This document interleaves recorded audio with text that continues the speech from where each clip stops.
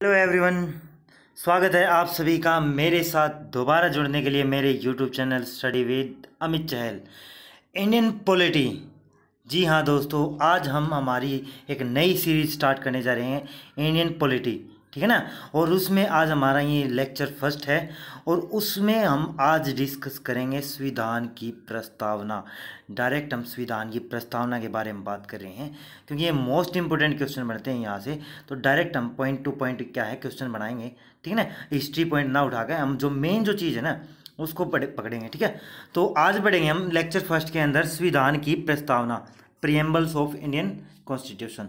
Clear है आपको जो ये जो वीडियो है इसकी जो पीडीएफ फाइल है वो आपके मिल जाएगी, ठीक है ना। मैं आपको डिस्क्रिप्शन बॉक्स में लिंक देता हूँ व्हाट्सएप ग्रुप का, वहाँ पे मैं डेली अपलोड करता हूँ, ठीक है ना। क्लियर अभी तो स्टार्ट करते हैं हम। अगर आप चैनल पर नए आए तो भाई चैनल को सब्सक्राइब कर लेना। स्टार्ट करते हैं संविधान की प्रस्तावना।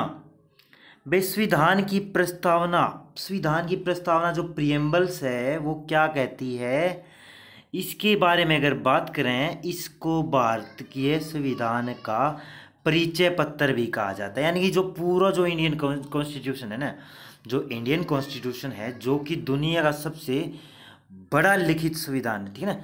सबसे बड़ा लिखित संविधान किसका अभी, भारत का, ठीक है ना। वैसे सबसे बड़ा संविधान है अमेरिका का, लिखित आ जाए तो वहाँ पे इंडिया का सबसे बड़ा लिखित संविधान है भाई। क्लियर है, भारत का। तो ये जो प्रिएम्बल्स है, प्रस्तावना है, वो क्या है, वो भारतीय संविधान का एक परिचय पत्र बोला गया है, ठीक है ना। अब इसको बात करते हैं, थोड़ा कुछ पॉइंट जानते हैं। पॉइंट है भाई कि 1946 के अंदर क्या हुआ भाई, कैबिनेट मिशन आया भारत के अंदर। उसी के तहत क्या है, संविधान सभा गठित हुई और संविधान सभा की पहली बैठक हुई भाई 9 दिसंबर 1946 के अंदर। और संविधान सभा ने क्या है 2 साल 11 महीने 18 दिन लगा के उन्होंने क्या है 26 नवंबर 1949 को भारतीय संविधान को बना दिया और अंगीकृत कर दिया, ठीक है ना, पेश कर दिया भाई, ठीक है ना। अब उससे पहले क्या है 15 अगस्त 1947 को भारत क्या हुआ, आज़ाद भी हुआ, स्वतंत्र हुआ। ये कुछ इंपॉर्टेंट डेट हैं, ठीक है, यहीं से हम अपने पॉइंट निकालेंगे। तो 26 नवंबर 1949 को क्या भारतीय संविधान को अंगीकृत किया गया, ठीक है ना, उसको पेश किया गया। उसके बाद क्या होता है 26 जनवरी 1950 को भारतीय संविधान को क्या किया गया, लागू किया गया भारतीय संविधान को, ठीक है ना, 26 जनवरी 1950 के अंदर भाई। क्लियर है, आपको पता भी है 26 जनवरी को हम गणतंत्र दिवस मनाते हैं। अब बात करते हैं भारतीय संविधान के बारे में भाई, ठीक है ना। कुछ पॉइंट जानते हैं पहले। भारतीय संविधान में दरअसल 3 स्तंभ है भाई। 3 क्या बताए गए हैं, स्तंभ है भाई। जो 3 जो पिलर हैं, जो मेन पिलर हैं वो कौन कौन से हैं। एक है विधायिका, लेजिस्लेटर, कार्यपालिका, एग्जीक्यूटिव, न्यायपालिका, जुडिशरी। ये जो 3 जो प्रमुख स्तंभ है भारतीय संविधान के, इनका कार्य क्या होता है। विधायिका का काम होता है कानून बनाना, कार्यपालिका क्या करेगी, उस कानून को लागू कराएगी। और न्यायपालिका का काम क्या होगा, जो कानून का विधायिका और कार्यपालिका के द्वारा बनाया गया, लागू किया गया है, तो उससे संबंधित उसकी जांच करना या उससे संबंधित लोगों को न्याय दिलाना, तो न्यायपालिका का काम होगा, जुडिशरी का काम होगा भाई। क्लियर है। तो ये जो 3 पिलर हैं भारत के, एक स्तंभ है, ठीक है ना। अगर ये डगमगा जाते हैं तो भारत का जो कॉन्स्टिट्यूशन है पूरा वो डगमगा जाता है, ठीक है ना।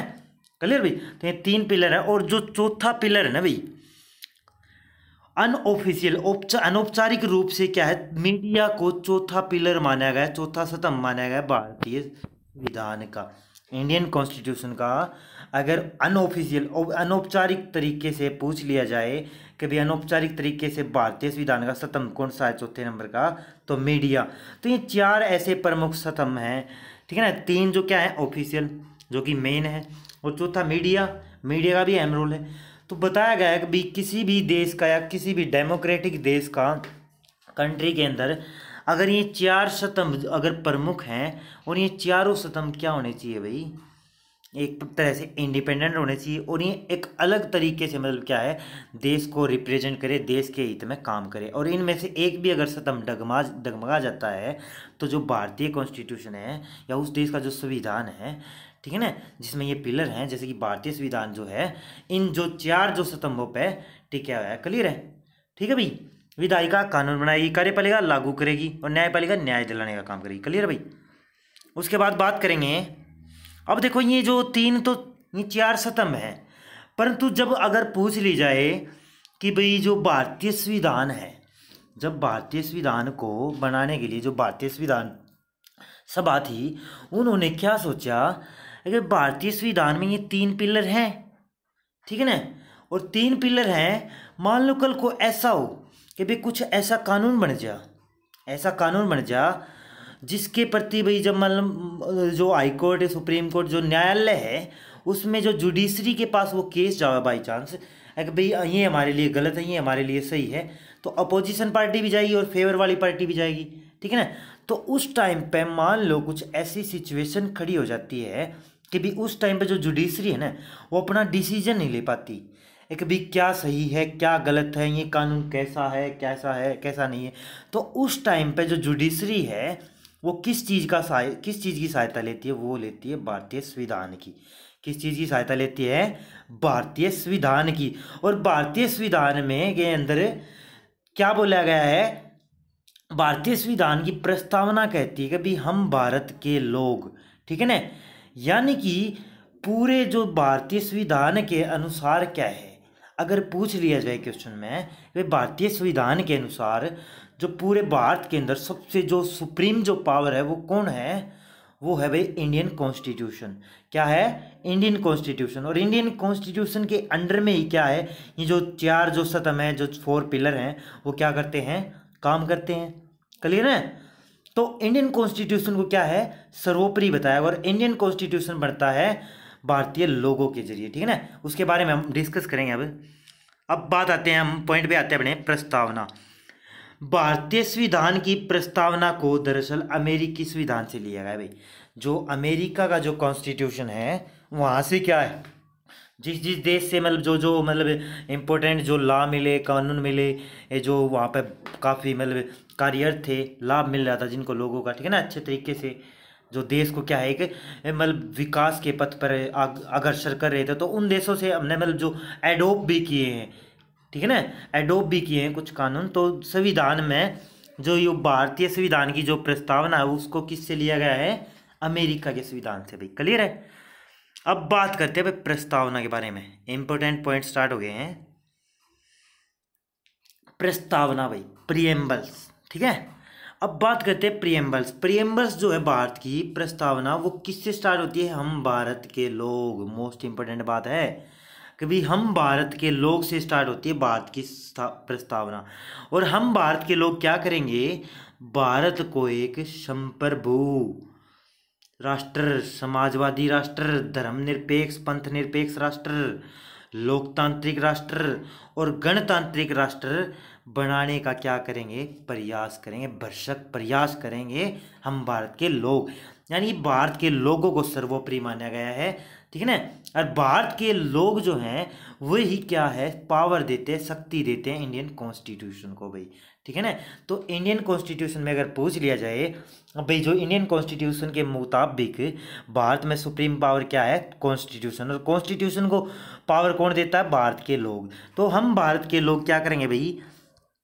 संप्रभु राष्ट्र, जिसको क्या बोलते हैं इंग्लिश में? Sovereign nation. और सोशलिस्ट नेशन, समाजवादी राष्ट्र। धर्मनिरपेक्ष और पंथनिरपेक्ष एक ही बात है, राष्ट्र यानी सेकुलर नेशन। और लोकतांत्रिक राष्ट्र, डेमोक्रेटिक नेशन। और गणतांत्रिक राष्ट्र, रिपब्लिक नेशन। तो इनको क्या है? इनकी स्थापना करने के लिए हम तत्पर रहेंगे।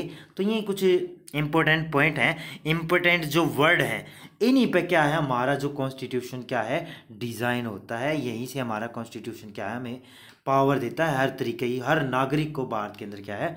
पावर देता है। अब जो ये प्रीएम्बल है दोस्तों, एक अलग टॉपिक हमने क्यों बनाया है? ये अलग से टॉपिक इसलिए बनाया गया है क्योंकि जो प्रीएम्बल अगर आप समझ लेते हो ना, तो जो आपकी इंडियन पॉलिटी है ना, उसकी जो रीढ़ की जो हड्डी है बोल देते हैं, वो जो बेसिक जो नॉलेज है, जो नींव जो खड़ी होती है, वो क्या होती है? प्रीएम्बल से होती है, ठीक है ना। ये जो वर्ड्स आपके सामने आप देख रहे हो, ये वो मोस्ट इंपोर्टेंट वर्ड्स हैं जो रीढ़ की हड्डी का काम करते हैं भारतीय संविधान के अंदर। क्लियर है? और अब हम इन जो वर्ड, ये जो सभी वर्ड हैं, इनके बारे में बारी बारी डिस्कस करेंगे, ठीक है ना। और ये मोस्ट इंपोर्टेंट है भाई, ठीक है ना, इनको समझना है। तो स्टार्ट करते हैं। संप्रभु राष्ट्र, सोवरेन नेशन। सोवरेन नेशन के बारे में अगर बात करें, ये एक कैसा नेशन है, कैसे राष्ट्र की डिमांड करता है सोवरेन नेशन।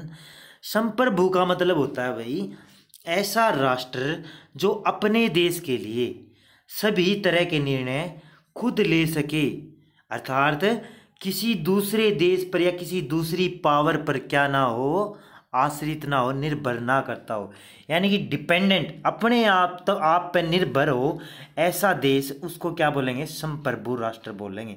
दोबारा से रिपीट कर देता हूँ, ऐसा राष्ट्र जो अपने देश के लिए सभी तरह के जो जिस भी टाइप के मतलब क्या है, चाहे वो रक्षा से रिलेटेड हो, विदेश नीति से रिलेटेड हो, हर तरह के जो क्या है जो डिसीजन है वो खुद ले सके, ऐसा राष्ट्र क्या होगा, संप्रभु राष्ट्र होगा, सोवरेन नेशन होगा भाई। क्लियर है। अब बात करते हैं जैसे कि भारत कब आज़ाद हुआ, 15 अगस्त 1947 में, और 15 अगस्त 1947 में आज़ाद हुआ और 26 जनवरी 1950 को इंडियन कॉन्स्टिट्यूशन लागू हुआ। तो भारत जो सोवरेन स्टेट कब बना, 26 जनवरी 1950 के अंदर। उससे पहले भारत क्या था, सोवरेन का अपोजिट वर्ड होता है दोस्तों सुजरेन, सुजरेन नेशन। उस टाइम पे यानी 15 अगस्त 1947 से पहले जो भारत था, जो इंडियन जो नेशन था, भारत राष्ट्र था, वो कौन सा राष्ट्र था भाई, सुजरेन नेशन था, सामंत राष्ट्र।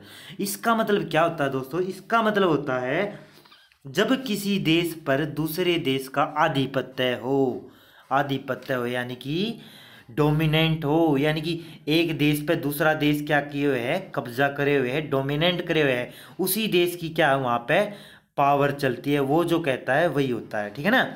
तो ऐसी जो राष्ट्र को क्या बोलते हैं, सामंत राष्ट्र या सुजरेन राष्ट्र। तो 15 अगस्त 1947 से पहले भारत क्या था कि सुजरेन राष्ट्र था, सुजरेन नेशन था भाई। क्लियर ना। और बाद में क्या हुआ, बाद में क्या हुआ भाई, जब भारत का संविधान लागू हो गया, संविधान बन के तैयार हो गया, तो भारत एक सोवरेन नेशन बन गया, संप्रभु राष्ट्र बन गया भाई। सोवरेन नेशन के बारे में समझ में आया। संप्रभु वर्ड ऐसा राष्ट्र जो अपने डिसीजन खुद ले सके, तो उसको बोलेंगे संप्रभु राष्ट्र। उसके बाद बात करते हैं मोस्ट इम्पोर्टेंट वर्ड भाई, समाजवादी राष्ट्र। ये एक ऐसा वर्ड है, इस पे अगर आप डिबेट करने चल जाओ तो डिबेट आपकी खत्म होने का नाम नहीं लेगी, ठीक है ना। समाजवादी राष्ट्र यानी कि सोशलिस्ट नेशन। ये क्या होता है भाई, दरअसल जो समाजवादी शब्द है ना भाई, वो भारतीय संविधान के 42वें संशोधन जो कि 1976 में हुआ, उसमें जोड़ा गया था। कौन सा वर्ड भाई, समाजवादी शब्द, ठीक है ना। भारतीय संविधान के अंदर, भारतीय संविधान की प्रस्तावना के अंदर क्या है, अमेंडमेंट हुआ 42वां संशोधन, जिसमें क्या है 1976 के अंदर ये जोड़ा गया समाजवादी वर्ड। अब ये जो समाजवादी जो वर्ड है, जो समाजवादी राष्ट्र की कामना करता है, बताता है, तो समाजवादी का मतलब जान लेते हैं। समाजवादी व्यवस्था में क्या होता है, जो धन संपत्ति है ना भाई, जितने भी जो धन संपत्ति है किसी राष्ट्र के अंदर या भारत देश के अंदर, उसका जो स्वामित्व है ना, जो उसका जो हेड है या जो उसको वितरण करने वाला समाज है, जो वितरण जो किया जाएगा या जो उसका स्वामित्व कौन करेगा, वो कौन करेगा भाई, वो करेगा अधीन रहेगा समाज के नियंत्रण। सामाजिक जो समाजवादी व्यवस्था जो राष्ट्र क्या कहता है, एक भाई जितनी भी ये जो धन संपत्ति है किसी भी भारत के अंदर जितनी भी धन संपत्ति है, उसके अंदर जो स्वामित्व है, जो उसकी जो एक तरीके है जो मालिक होगा या उसको जो वितरण जो करेगा, वितरण किस बेस पे होगा, वो सामाजिक आधार पे होगा, समाज के आधार पे होगा, ठीक है ना। क्लियर भाई। तो उसको बोलते हैं समाजवादी व्यवस्था। क्लियर भाई। ये एक छोटा पॉइंट था, इसको और डिटेल में जानेंगे। अब समाजवादी व्यवस्था तो कैसी होगी भाई, जहाँ पे क्या है धन संपत्ति यानी कि वहाँ के जो जितने भी जो सोर्स हैं उनका जो बंटवारा है, क्या है एक मतलब एक वेल मैनेज तरीके से क्या है उनका बंटवारा किया जाएगा। क्लियर है। उसके बाद बात करते हैं, इसका अपोजिट वर्ड है एक कैपिटलिज्म, पूंजीवादी। एक होता है समाजवादी और एक होता है पूंजीवादी।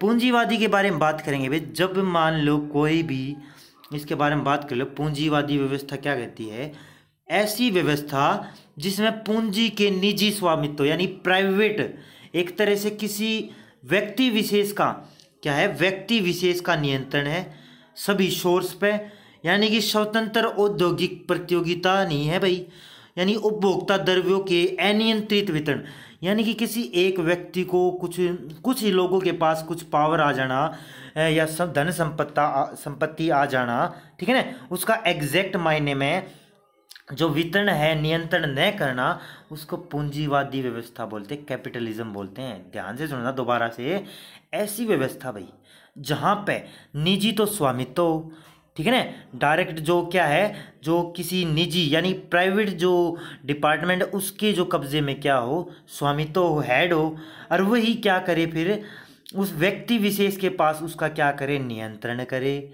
ठीक है, नियंत्रण करे, व्यक्ति विशेष नियंत्रण करे, और उसका जो बंटवारा है ना, वो जो उसका अनियंत्रित वितरण हो, यानी किसी के पास कम, किसी के पास ज़्यादा, किसी के पास बिल्कुल भी नहीं और किसी के पास बहुत ज़्यादा, तो ऐसी जो व्यवस्था है उसको बोलते हैं कैपिटलिज्म।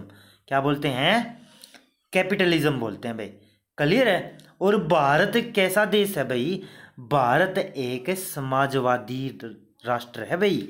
वो कैसे, जैसे कि अब भारत है भाई, भारत बहुत सारी जो मतलब जैसे कि बहुत सारी जो समस्याएं हैं उनसे लड़ने के लिए क्या है कि मतलब वेल मैनेज तरीके से स्कीम्स लेके आता है, योजनाएं लेके आता है, ठीक है ना। क्लियर है। सभी में वितरित करने का मतलब एक सुटेबल मैनर से क्या है, एक वितरण प्रणाली है भारतीय संविधान के अंदर। तो यहाँ पे भारत के अंदर कौन सी व्यवस्था है, समाजवादी व्यवस्था है भाई, ठीक है ना। क्लियर है। उसके बाद बात करते हैं समाजवाद। जो जो समाजवाद वर्ड है उसके कुछ तीन जो प्रमुख जो पॉइंट है भाई, जिनके बेसिस पे समाजवाद को एक्सप्लेन किया जाता है, दर्शाया जाता है, ठीक है ना। यानी कि समाजवाद को एक्सप्रेस करने वाले, सोशलिज्म को एक्सप्रेस करने वाले, दर्शाने वाले तीन वर्ड हैं। कौन कौन से भाई, साम्यवाद जिसे कम्युनिज्म बोलते हैं, ठीक है, साम्यवादी समाजवाद जिसको क्या बोलते हैं, कम्युनिस्टिक सोशलिज्म। उसके बाद है लोकतांत्रिक साम्यवाद समाजवाद, लोकतांत्रिक समाजवाद यानी डेमोक्रेटिक सोशलिज्म।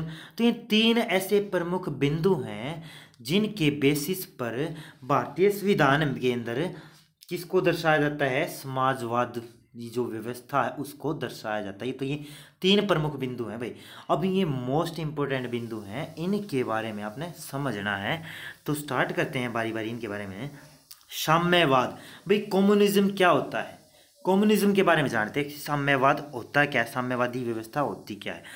दरअसल जो साम्यवाद जो व्यवस्था है ना भाई, एक ऐसी व्यवस्था है या विचारधारा है जिसके अंदर समाज में जितने भी लोग मौजूद हैं, समाज के अंदर जितने भी लोग मौजूद हैं वो वर्ग में हैं या ऊंच नीच में बटे हुए हैं, या किसी भी प्रकार का उनके अंदर भेदभाव हो, धार्मिक भेदभाव हो गया, जात पात के आधार पर भेदभाव हो गया, या किसी भी प्रकार की असमानता अगर समाज में है, किसी भी प्रकार की असमानता या भेदभाव, ऊंच नीच या वर्ग विशेष, वर्ग ना हो, ठीक है ना।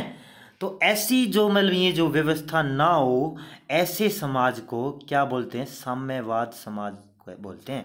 क्या बोलते हैं भाई, साम्यवाद समाज या साम्यवाद व्यवस्था बोलते हैं। कैसी व्यवस्था को भाई, जहाँ पे ना तो ऊंच नीच हो, किसी भी प्रकार का भेदभाव ना हो, ना किसी प्रकार की असमानता हो, समान अधिकार हो सभी के पास। क्लियर है। तो ऐसी एक व्यवस्था को बनाना वो क्या कहलाता है, कम्युनिज्म कहलाता है। क्या कहलाता है भाई, कम्युनिज्म कहलाता है। अब कम्युनिज्म और सोशलिज्म जो एक ही वर्ड है, एक ही विचारधारा पे काम करते हैं, परंतु इनका एक डिफरेंस, इनमें एक अंतर आ जाता है, वो अपने सेकंड पॉइंट में पढ़ाएंगे। वो है भाई साम्यवादी समाजवाद, communism, communistic socialism. Communistic socialism क्या होता है भाई, इसके बारे में समझेंगे। ये होता है भाई, इसके बारे में जानो कि भाई किसी भी सामाजिक असमानता व भेदभाव, मैंने बताया कम्युनिज्म का मतलब क्या होता है, मैंने है कि भाई समाज में फैली असमानता, भेदभाव, ऊंच नीच या जितनी भी प्रकार की जो असमानताएं हैं उनके खिलाफ लड़ना, यानी उस समाज में ऐसी असमानताओं, ऐसे भेदभाव का ना होना, वो कम्युनिज्म कहलाता है। ठीक है ना, ऐसा ही कुछ सोशलिज्म है। परंतु जब बात करें कम्युनिस्टिक सोशलिज्म की, जब साम्यवादी समाजवाद विचारधारा एक साथ लागू होती है तो उसको क्या कहते हैं, इसके बारे में जानो भाई। अब बात करते हैं, यह समाजवादी जो वो साम्यवादी समाजवाद है, इसमें क्या है, इसमें एक ऐसी असमानता व भेदभाव, मतलब जो समान, जो कम्युनिज्म जो हमने सेटलमेंट करना है सोशलिज्म की तरीके से, समाजवादी तरीके से, तो इसमें क्या होता है, किसी भी सामाजिक असमानता व भेदभाव को शोरगुल तरीके से खत्म करके समाजवाद की स्थापना करना साम्यवादी समाजवाद कहलाता है। साम्यवादी सोच, साम्यवादी विचारधारा क्या कहती है कि भाई अगर हमने किसी भी राष्ट्र, किसी भी देश के अंदर समाजवाद व्यवस्था को लागू करना है, यानी एक सुदृढ़ वितरण प्रणाली को लागू करना है, ठीक है ना, तो उसमें क्या करना होगा, हमने एक शोरगुल तरीके से, एक वायलेंटली तरीके से क्या है उसको क्या है ख़त्म कर देना, वो क्या कहलाता है, साम्यवादी समाजवाद कहलाता है। अब आप इसको थोड़ा कंफ्यूज हो रहे, आप एग्जाम्पल से समझोगे भाई। एग्जाम्पल है, दरअसल जब 1 नवंबर 1949 को जब मॉडर्न चाइना की क्या हुई, स्थापना हुई, कब हुई, 1 नवंबर 1949 के अंदर जब मॉडर्न चाइना की स्थापना हुई, तो उसमें क्या हुआ, चाइना के एक महान क्रांतिकारी हुए हैं जिनका नाम है माओ जोडिंग। क्या नाम है भाई, माओ जोडिंग। ये क्या है, चाइना के अंदर आए भाई, महान क्रांतिकारी थे, और इन्होंने क्या किया, चाइना के अंदर जितने भी बड़े बड़े जमींदार थे, मिल फैक्ट्री उद्योगपति थे, तो उनसे क्या किया, उनकी ज़मीन को छीन लिया। ये जो क्रांतिकारी हुए हैं, ये क्या है, 1 नवंबर 1949 के अंदर आते हैं और चाइना के अंदर क्या करते हैं, मतलब एक पावर के साथ क्या है, ठीक है ना, एक ग्रुप बना के, एक जो मतलब व्यक्ति विशेष ना होकर एक ग्रुप तरीके से काम करके, जो वहाँ के जो अमीर लोग थे, जो बड़े जमींदार लोग थे, उनकी ज़मीनें छीन ली और उन ज़मीनों का काम क्या किया, एक सुदृढ़ वितरण प्रणाली के तहत बांटना चाहा, छोटे छोटे किसानों को बांट दिया। ठीक है ना, छोटे छोटे किसानों को बांट दिया, क्यों बांटा, क्योंकि एक सुदृढ़ वितरण प्रणाली का क्या है, यानी सोशलिज्म की क्या करना चाहते थे, स्थापना करना चाहते थे चाइना के अंदर। कब भाई, 1 नवंबर 1949 के अंदर जब मॉडर्न चाइना की स्थापना हुई, तो क्या हुआ, क्रांतिकारी माओ जोडिंग ने क्या किया, सभी की ज़मीन छीन ली वायलेंटली तरीके से, शोरगुल तरीके से। अब वो शोरगुल तरीका क्या था, दरअसल जितने भी बड़े बड़े अमीर व्यक्ति थे उनकी हत्या करवा दी, वो जो बड़े बड़े जमींदार लोग थे उनकी हत्या करवा दी, और उनकी जो ज़मीन का अधिग्रहण करके छोटे छोटे किसानों में बांट दिया। क्या करने के लिए, सोशलिज्म की स्थापना करने के लिए। परंतु क्या चाइना में आज तक या उस टाइम पे सोशलिज्म की स्थापना हुई, नहीं हुई भाई, सोशलिज्म की स्थापना नहीं हुई वहाँ पे, क्लियर है, वहाँ पे समाजवादी व्यवस्था स्थापित नहीं हुई। वहाँ पे आज भी बहुत टाइप के क्या हैं, जो भेदभाव या असमानताएं फैली हुई हैं चाइना के अंदर। ठीक है ना भाई, तो अगर मान लो जो वायलेंटली तरीके से, जो व्यक्ति वायलेंटली तरीके से, शोरगुल तरीके से, यानी अपनी मनमानी के साथ क्या है, सोशलिज्म को लागू कराता है, तो वो जो विचारधारा है वो कौन सी विचारधारा कहलाएगी, साम्यवादी समाज विचारधारा कहलाएगी। उसको क्या बोलेंगे, हमें साम्यवादी समाजवाद बोलेंगे उसको। कब, जब मतलब असमानता या किसी भेदभाव को समाज से वायलेंटली तरीके से मिटाया जाए, समाप्त किया जाए, तो उसको बोलते हैं साम्यवादी समाजवाद। क्लियर है। उसके बाद बात करेंगे, हमारा नेक्स्ट वर्ड है लोकतांत्रिक समाजवाद। समाजवाद का ही पॉइंट है, तीसरा पॉइंट, लोकतांत्रिक समाजवाद यानी कि डेमोक्रेटिक सोशलिज्म। अब डेमोक्रेटिक सोशलिज्म क्या है भाई, इसके बारे में जानेंगे। एक ऐसी विचारधारा जिसमें समाज में फैली, देखो भेदभाव और असमानता को मिटाने की तो तीनों बात करते हैं, तीनों पॉइंट बात करते हैं, परंतु तीनों में एक बेसिक का डिफरेंस है। ठीक है ना। जैसे कि सेकंड था, उसमें क्या था, वोलेंटली तरीके से। अब ये आया हमारा डेमोक्रेटिक सोशलिज्म। अब इसमें क्या होगा, एक ऐसी विचारधारा जिसमें समाज में फैली असमानता व भेदभाव को एक लोकतांत्रिक तरीके से, एक लोकतांत्रिक तरीके से तरह तरह की योजनाओं को लाकर समाजवाद की स्थापना करना लोकतांत्रिक समाजवाद कहलाता है भाई। ठीक है ना। अब इसके बारे में थोड़ा एग्जाम्पल सुनो, ध्यान से सुनो। कभी जैसे कि हमारा देश भारत है, जो भारतीय जो सरकार है वो तरह तरह की स्कीम्स लेके आती है। जैसे कि भाई गरीबी हटाने के लिए क्या है, वो लेके आ गई मनरेगा लेके आ गए। ठीक है ना, 100 दिन का रोजगार। और उसके बाद PMKY आ गई, प्रधानमंत्री कौशल विकास योजना। यानी ये जो तरह तरह की योजनाएं हैं वो चाहे किसानों के लिए, गरीबों के लिए, उद्योगपतियों के लिए, ठीक है ना, सभी के लिए क्या है, जो ये योजनाएं लेके आती है वो क्या है, एक डेमोक्रेटिक सोशलिज्म है। ठीक है ना।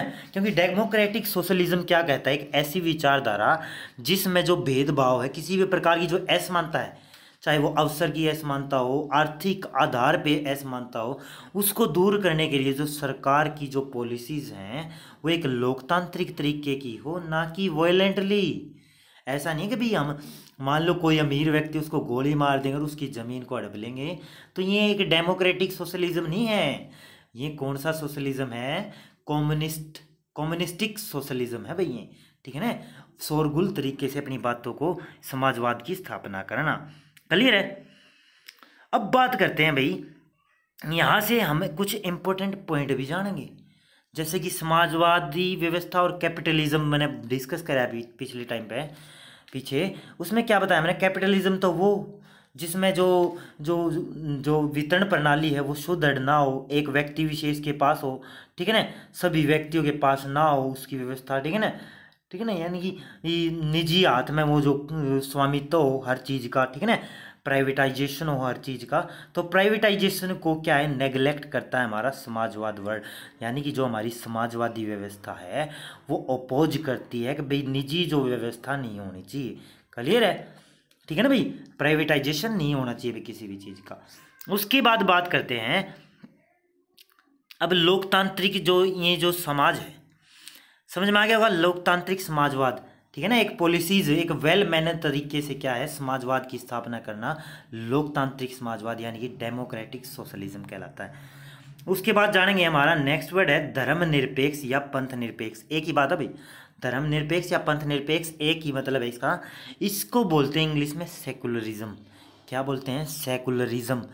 दरअसल ये भी जो शब्द है ना, जो सेकुलरिज्म जो वर्ड है, यानी कि धर्मनिरपेक्ष और पंथ निरपेक्ष जो शब्द हैं, ये भी क्या है, भारतीय संविधान के 42वें संशोधन जो कि 1976 के अंदर हुआ उसके तहत जोड़े गए थे भाई। ये जो शब्द है धर्मनिरपेक्ष और पंथ निरपेक्ष राष्ट्र। ठीक है भाई। अब धर्मनिरपेक्ष और पंथ निरपेक्ष राष्ट्र क्या कहता है, अब जान लेते हैं इसके बारे में। एक ऐसी विचारधारा या एक ऐसी प्रणाली जहाँ पे सभी धर्म क्या हो, समान हो, जहाँ पे सभी धर्म हो और किसी भी धर्म को सर्वोपरि ना माना जाए। यानी कि किसी भी धर्म को सर्वोपरि ना बोला जाए, एक भाई ये यहाँ का राष्ट्रीय धर्म है या ये मेजोरिटी में है, या उस तरीके से ये यहाँ का मतलब क्या है, सर्वोपरि धर्म है। तो ऐसी विचारधारा को भी अपोज करता है हमारा सेकुलरिज्म वर्ड। ठीक है भाई, ध्यान से सुनो दोबारा। एक ऐसी विचारधारा जहाँ पे सभी धर्मों के लोग एक साथ तो रहते हो परंतु वहाँ पे धर्म विशेष ना हो, यानी कि धर्म विशेष राष्ट्र ना हो। जैसे कि मान लो कल कोई हिंदू राष्ट्र बन जा, मुस्लिम राष्ट्र बन जा, तो ऐसा राष्ट्र ना बने। इसको अपोज करता है कौन सा भाई, कौन सा शब्द हमारा, संविधान की जो वर्ड है धर्मनिरपेक्ष राष्ट्र या जो पंथ निरपेक्ष राष्ट्र अपोजिट करता है, अपोजिशन करता है किसकी भाई, ऐसे समाज की जहाँ पे धर्म विशेष को मान्यता दी जाए।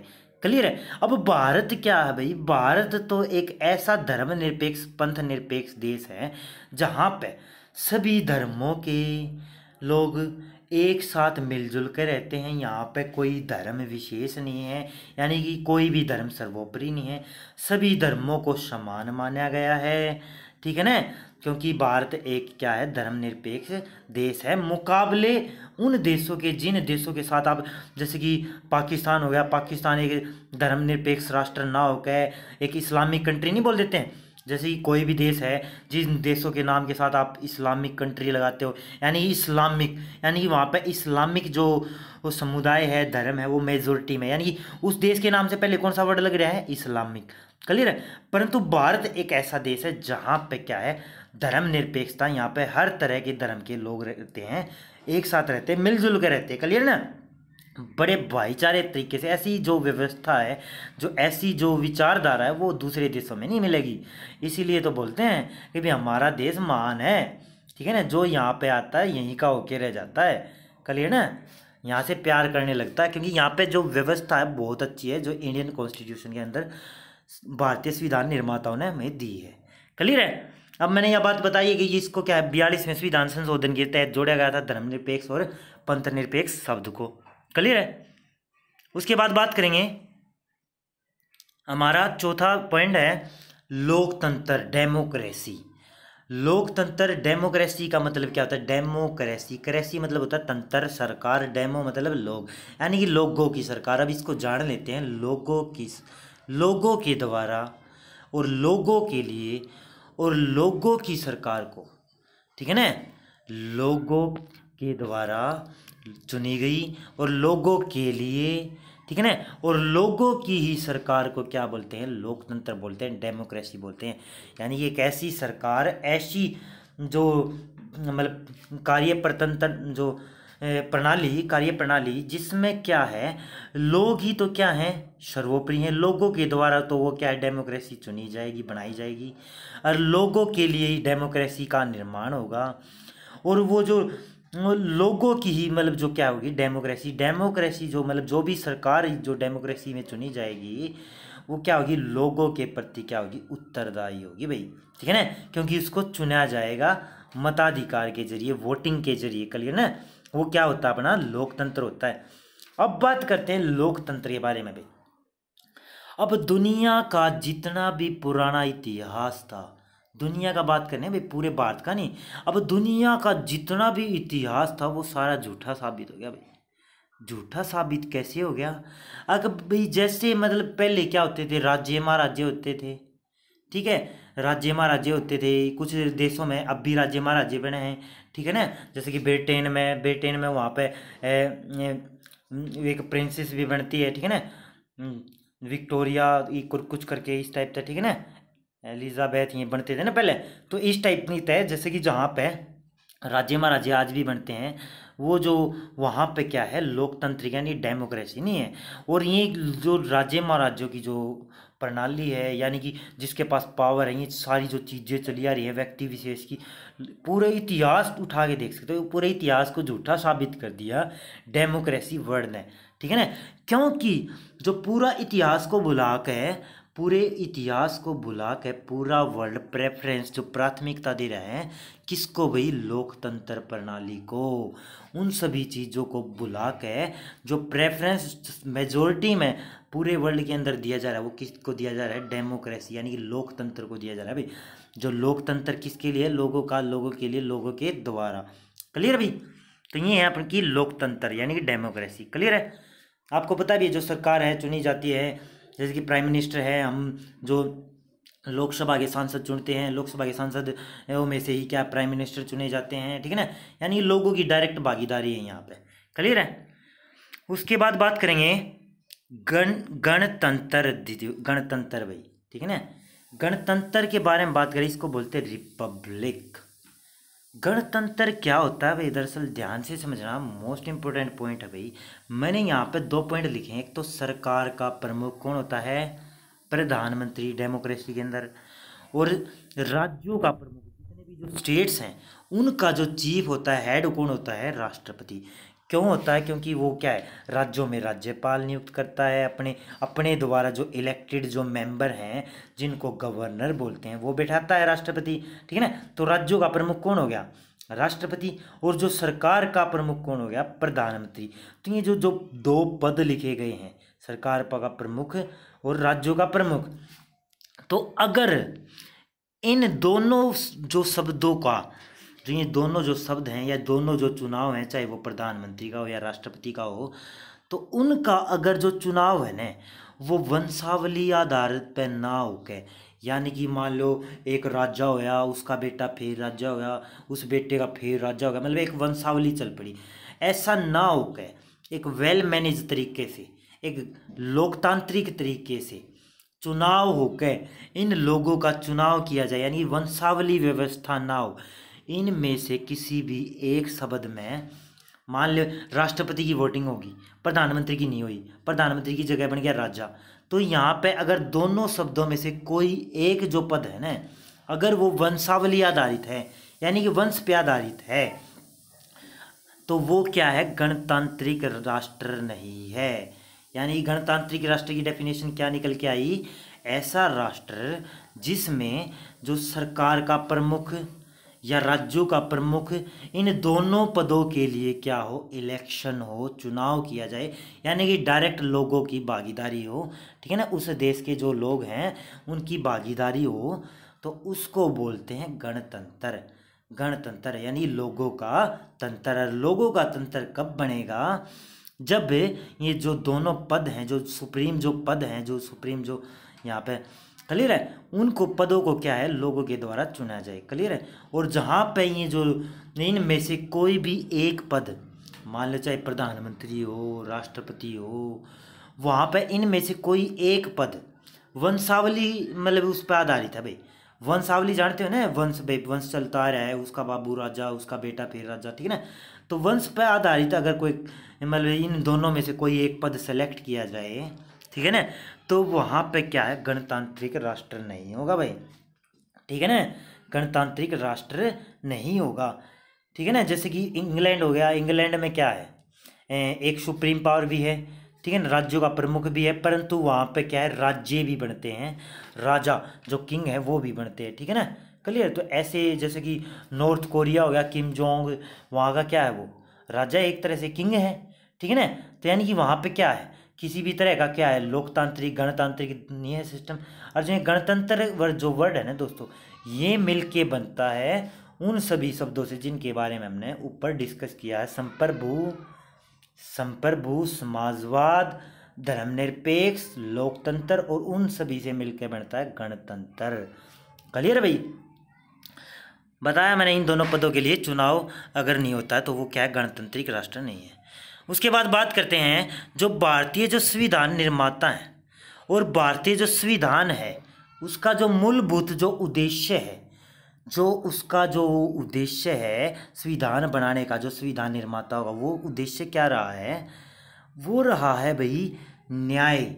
न्याय किस चीज़ में, सामाजिक न्याय, आर्थिक न्याय, राजनीतिक न्याय, मतलब ये सभी दिलाना अपने देश के अंदर उन लोगों को, क्योंकि लोग ही क्या हैं, जो भारत के जो लोग हैं वो सर्वोपरि हैं, वो शक्ति देते हैं भारतीय संविधान के। और भारतीय संविधान क्या है, सुप्रीम पावर है, ठीक है ना, क्लियर है। जिस चीज़ का सॉल्यूशन नहीं मिलता तो भारतीय संविधान के अंदर जाकर देखते हैं और वहाँ पे सॉल्यूशन मिलता है, हम भारत के लोग, और हम भारत के लोगों से क्या मिलती है, पावर मिलती है भारतीय संविधान को, क्लियर है। तो सामाजिक न्याय प्रोवाइड करवाना, आर्थिक न्याय प्रोवाइड करवाना, ठीक है ना, और राजनीतिक आधार पर न्याय उपलब्ध करवाना यहाँ के नागरिकों को, ये क्या था, हमारे देश के संविधान का मूलभूत उद्देश्य है।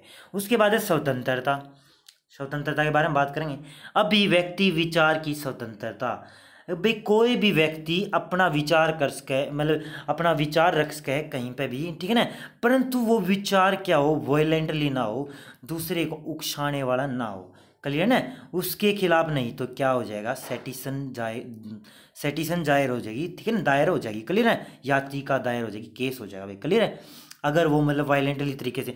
यानी स्वतंत्रता है, हर तरह की स्वतंत्रता है, आपको अपने विचार रखने की भी स्वतंत्रता है, कुछ भी काम करने की स्वतंत्रता है, अपना ऑक्यूपेशन चुनने की स्वतंत्रता है, परंतु जो आप जो स्वतंत्र तरीके से जो कार्य कर रहे हो वो क्या हो, वॉयलेंटली ना हो, यानी कि किसी के खिलाफ ना हो, किसी भी के जो फंडामेंटल राइट हैं कुछ भी है उनका हनन न करता हो, तो ऐसी स्वतंत्रता को भारतीय संविधान क्या देता है, मान्यता देता है। ये भी क्या है, भारतीय संविधान का उद्देश्य है, मेन उद्देश्य है, ठीक है ना।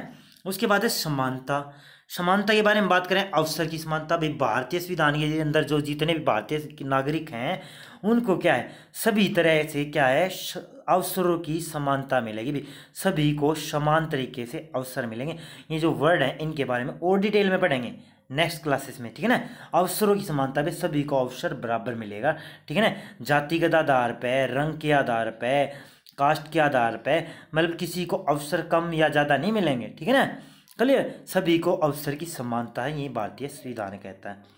उसके बाद है बंधुता, व्यक्ति की गरिमा को आश्वस्त करना। भाई जो भाईचारे की भावना को, बंधुता को क्या है, बढ़ावा देता है भारतीय संविधान, ठीक है। वो कैसे कि भाई हम सब भाई हैं, ठीक है, मिलजुल के हमने रहना है, ठीक है ना, एक दूसरे का सहयोग करना है, और व्यक्ति की गरिमा को आश्वस्त कर रहा है, उनको विश्वास दिलाता है, ठीक है ना। ऐसा हमारा देश का क्या है, संविधान है। भाई ये जो वर्ड है इनके बारे में और डिटेल में पढ़ेंगे।